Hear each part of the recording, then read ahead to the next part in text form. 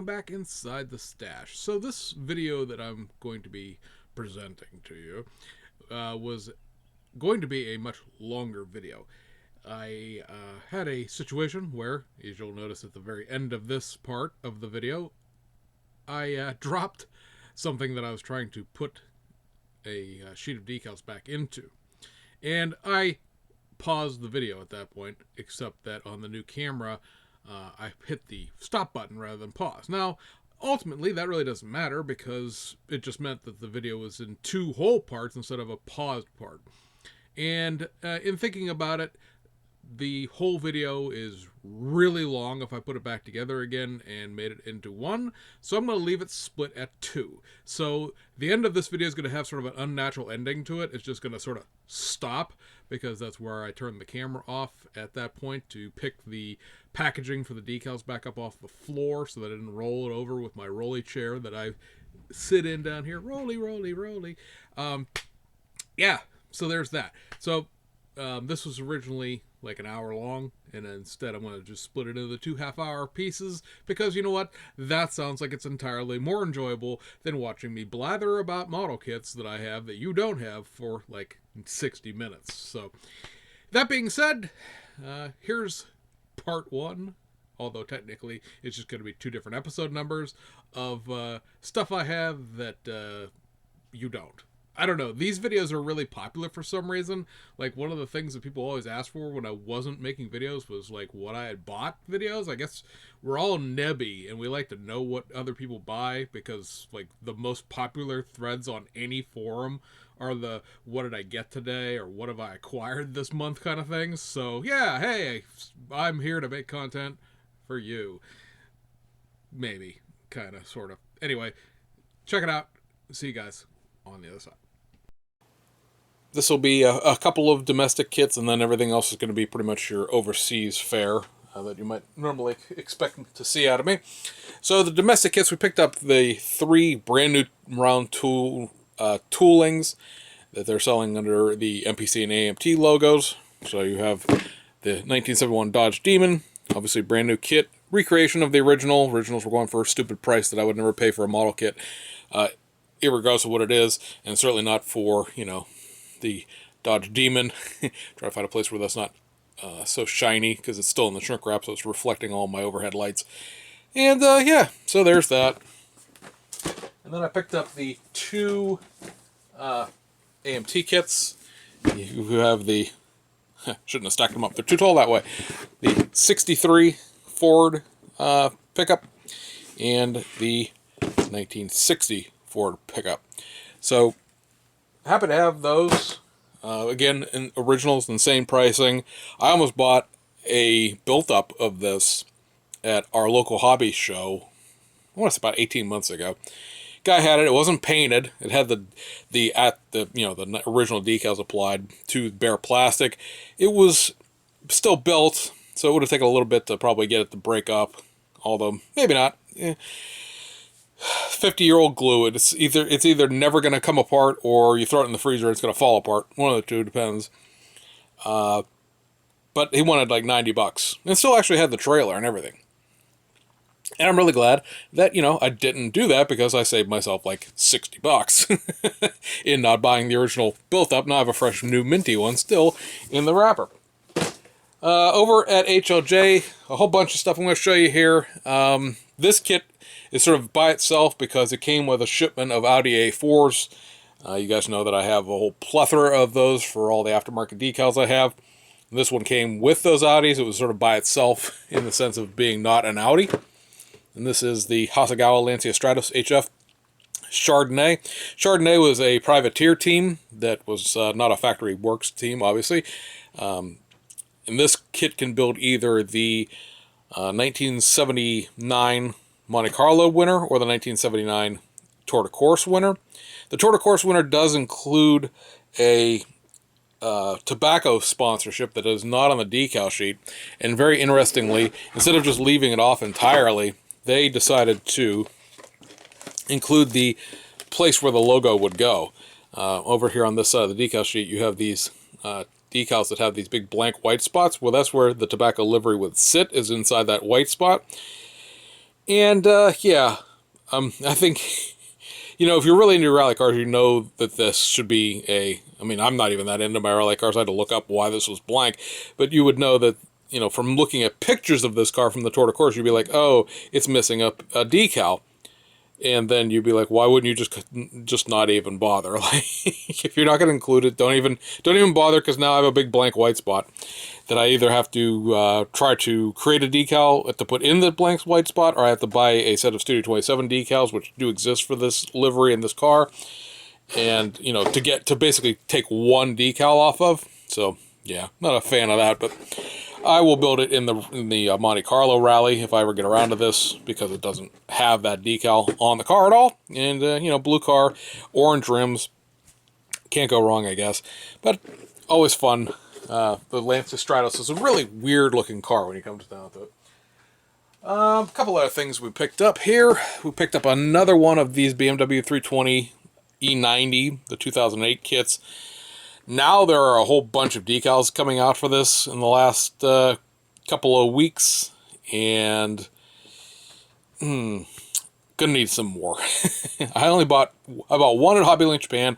I picked up one that you've seen in the previous video from Hong Kong directly, because at the time nobody seemed to be willing to do decals for this, and then now there's like 8 sheets with more coming. So this will be something we'll have to pick some more up as we go along.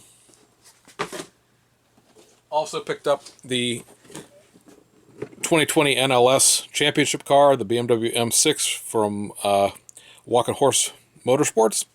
This has the total livery scheme, and I don't mean like it's a total livery scheme. I mean it's total oil in a livery scheme. Basically, it's the T, the total livery, the total stylized T around the globe, and that's what's split up all over the car. This was the livery that followed the PlayStation livery. So you may recall Nunu put out the PlayStation car where it has the 34 and this row VLS, NLS placard. And this was the car that followed that. Ran the rest of the season. And in the COVID-shortened 2020 season, won the championship. I don't know if my decals are on top in here or not. Oh, they still are. Yay.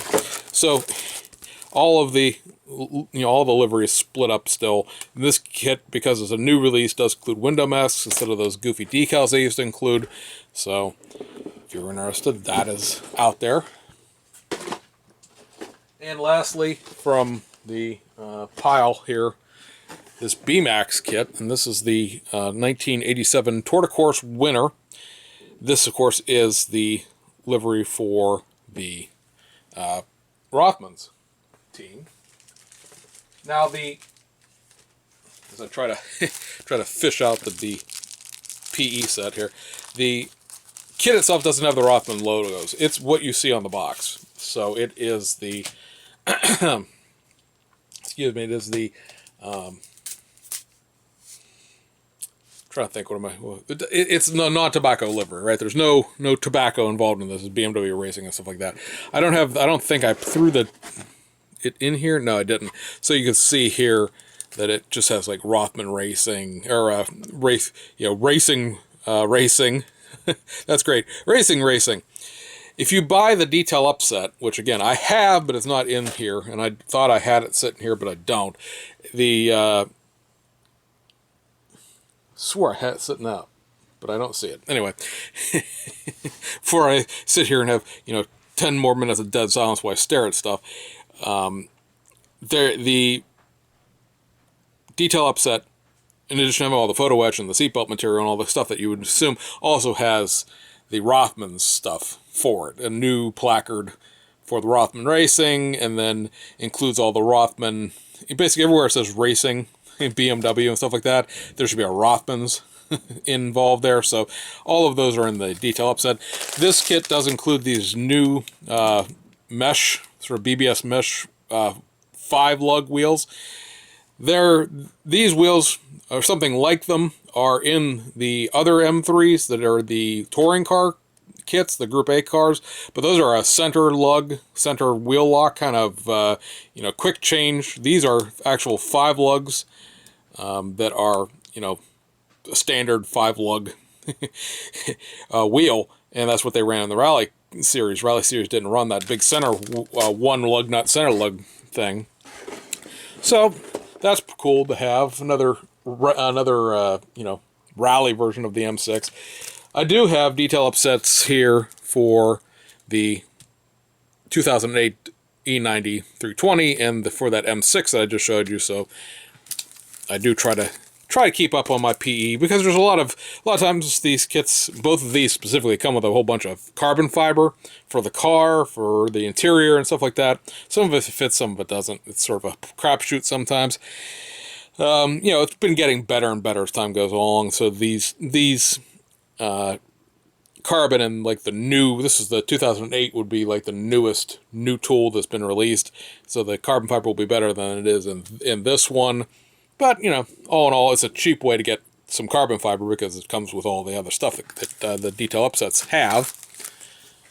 And then we have a couple of Skylines here. And these are R32 kits from Hasegawa. So first up, you have the HKS Skyline 1993 Sugo 300 kilometer winner. So 93 season, you recall, is the last of your Group A cars in Japanese touring car. After that, you go to the Group 2 sedan format. So this is one of the winning cars from that last season. Obviously, Tamiya did this car many years ago in the 90s, probably in 1993 or 94. They've occasionally done reissues of it, but it's really hard to find one that has a good sheet of decals, because Tamiya decals are iffy to begin with a lot of times, especially from the 1990s era. And these yellow out real quick because all of the HKS and stuff like that is printed onto the decal, you know, onto that oil splotch livery. This one is too, to a certain extent. Some stuff is separate, like the numbers are not attached to the HKS. The super oils are not attached to the HKS. You know, again, if you look at the box, this whole thing was one big piece in the Tamiya decals. It's still a great big piece of decal, don't get me wrong, but it's not quite so bad. Hood's probably going to be one of the more complicated shapes to get to go over. The roof would be, but it's not as roofy, so to speak, because the A-pillar is a separate decal sheet, or a separate decal on this sheet. Yeah, we'll see how well that all works. They do give you some scrap up here to sort of plug decals if you happen to rip them. It's pretty good split up altogether, but yeah, we'll see.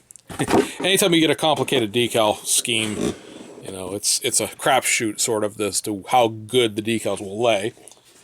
And then the other one, this is a brand new release that just came out a couple weeks ago, is the 1992 Axia livery. People familiar with the Hasegawa R32 series will be like, wait, they already released this. No, they released the 91 Axia car, which is a silver car, and also the Axia livery itself is slightly different between the 2 years. Still very big, colorful things, but the 1991's a lot more geometric. This one's a lot more sort of paint sloppy, kind of, you know. There's geometric shapes, no doubt, but a lot of it is like, oh, we painted all this crazy thing, and then the paint ran off the car. It was just so, I don't know, hot that day. And this is another decal sheet where, obviously, quite a bit of it in line with one another. This is this big panel on the passenger side would be the passenger side of a Japanese car. This is probably going to be a pain in the hind end to get on. I'm not going to lie. The hood's a big decal. This is a big decal, which might be a more trouble than it's worth, in the sense that this whole B-pillar thing is one big extension that needs to match into this big sail panel. At least the spats, which are the little parts that are on the bottom of the car. If you look at a GTR, this doesn't look like it sticks out very much, but it is quite a bit protruding. It's actually like a separate piece of aero. So having that be a separate piece will make that fit a lot easier, not trying to wrap it over a really complex shape at the bottom of the car like that. So that's at least sitting in your favor. And there are, again, a bunch of swatches up here if you need to patch the decal. So at least there's that. Or you could try to paint it, I guess. I don't know how you would necessarily paint that decal scheme. You'd have that's a lot of masking, I guess. Sort of, maybe. I don't think it's technically possible. You could probably paint like the hood, maybe. Yeah, you're using the decals. Suck it up, Buttercup. You're using the decals. Let's see. What else? Picked up this kit, fairly new release from Hasegawa as well.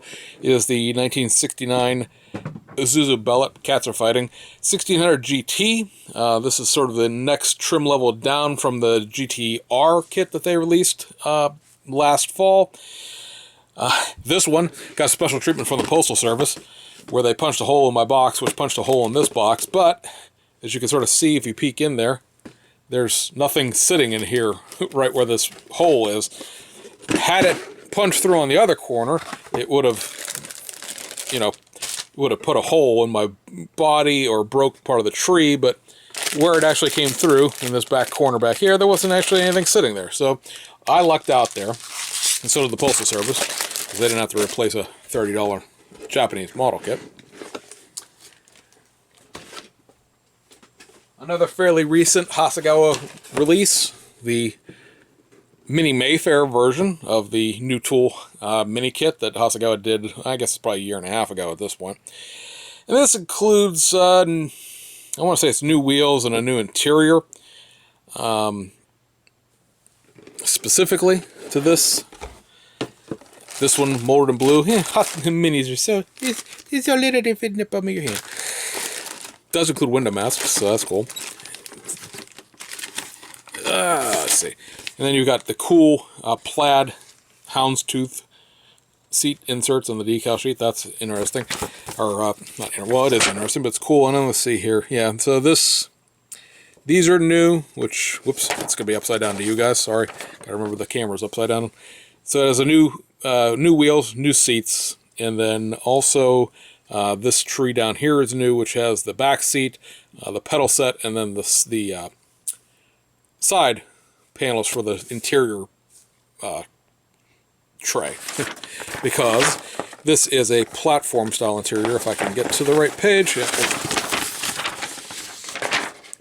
It does build up off of sort of the chassis of the car, but it does have, it does have the door panels for the side and things like that. Actually, it doesn't build off the interior. I completely lied. There's an entire platform for it. So it's interesting that they have you do that, where you're mounting the interior platform and then building the interior on, as opposed to like building it and then putting it onto the chassis. Anyway, it is what it is. Hasegawa has their reasons, I'm sure. But yeah, that's a newer release.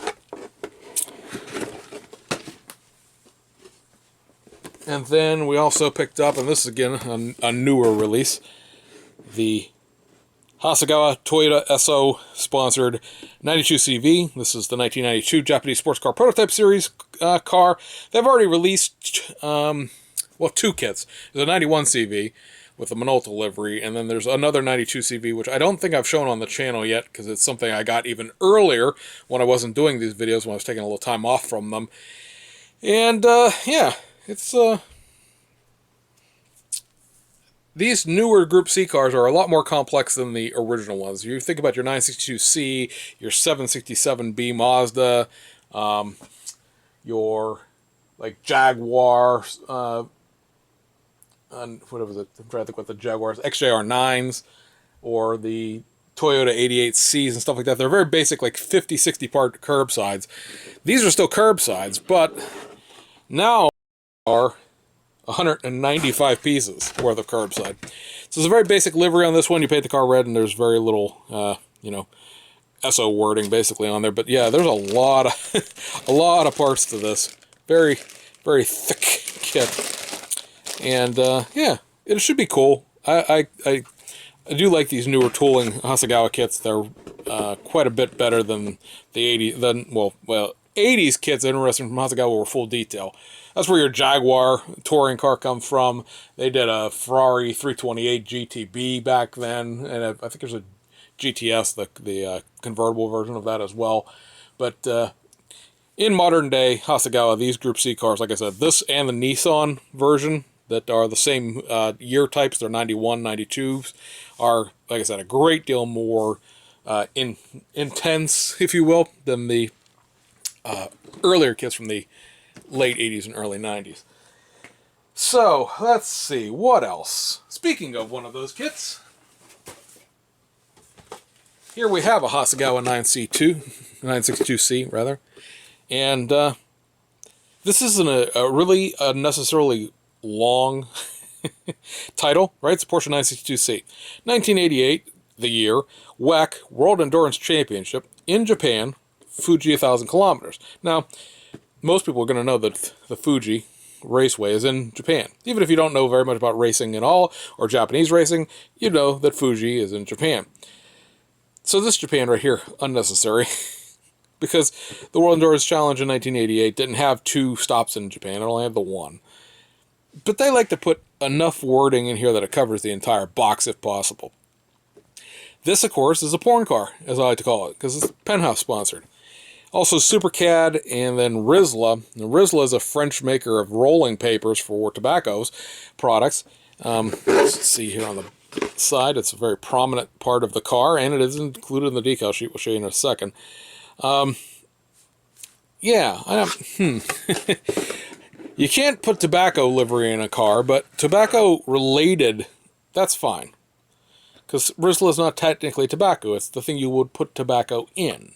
So not illegal, apparently, in the eyes and minds of those who keep track of that sort of stuff. What I do like about this is on the box it does appear to be pretty much a white car, because this could just be like streaking of like weathering, right? But no, wait, no, it's actually a whole silver pinstripe that sits on the whole top of the car. Like this will be this if you look here, start is what starts down here with this same Porsche logo. All right, so that one goes over the top of the car and down the whole side of it. This sits on top of the engine cover, and yeah, so that's kind of cool because it's not just a blank white car with some black words on it. It gives it a little bit of pizzazz and flair, if you will. Also picked up this Hasegawa kit. You notice I pick up a lot of Hasegawa kits because Hasegawa right now is pretty much the only company that makes like newer kits, like the 91, 92 CVs, the Mini Mayfair, the Azusa Bella, things like that, on a regular basis, right? You got some new kits here and there. I got an M6, I got a Audi R8, I've got the Audi A4, the Volvo S40, all these kits that have come out of new, but they're really, really far spaced apart. And Hasegawa releases a few kits every month that are kind of new. This one, the venerable 037 Lancia, like that kit's been around for a while, but the 1986 Monte Carlo Rally, they've never done this livery before. In order to get this livery prior to this, you would have had to buy a Studio 27 decal sheet, which is still in production, but you still have to buy a decal sheet and then buy a model kit. So this has, like I said, a pretty basic scheme. It kind of sort of looks like the old Martini livery, because this is a Jolly Club sort of semi-sponsored car. As far as it's Spanish as far as the drivers and things like that, but it is Jolly Club sourced as far as the car goes, and usually that would be like a gold and brown or a yellow and green, depending on what year and how you look at the and how your color blindness works. This looks a little bit more like a Martini livery with these blue stripes on here, but it is the same Jolly Club striping as far as the way the stripes sit. So yeah, this finished third in 1986. 1986 was the last year, Group B, and in 1986, this car had long since been passed by the Super Delta, or the Delta S4, and for this car, run by a privateer team, to finish a podium finish was really something at the time, because this car was, had long been passed and superseded by another Lancia, but they were still out there running around in certain cases. A rare Aoshima kit. This is the Nissan Leopard J Fieri, or J Ferry, I don't know, the 1992 car. And you'd be like, why would you buy this? This is kind of weird. Well, this kit has always had the parts for it to do an Infiniti J30. They are the same car, just one's obviously an Infiniti and one is a Nissan. Now, let me see if I can show this so it'll show up on camera.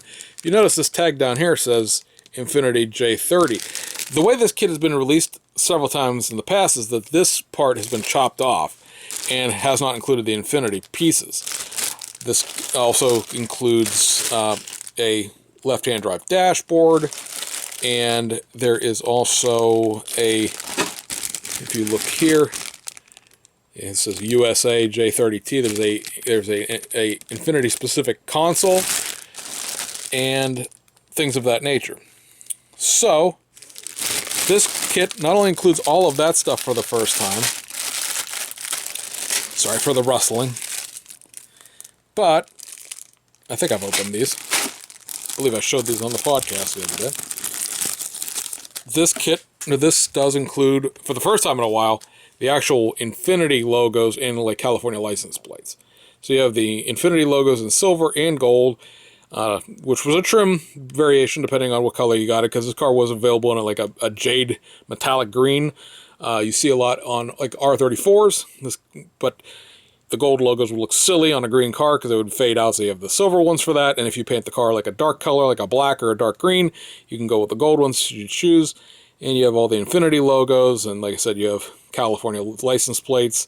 You have the license plates down here where you can paint, there's aluminum license plate brackets, and you can paint those up and put the numbers on without having the background attached, should you choose. And you have an Infinity and a Nissan specific gauge cluster. So it's very cool to have those sort of pieces and parts back for the first time in a long time.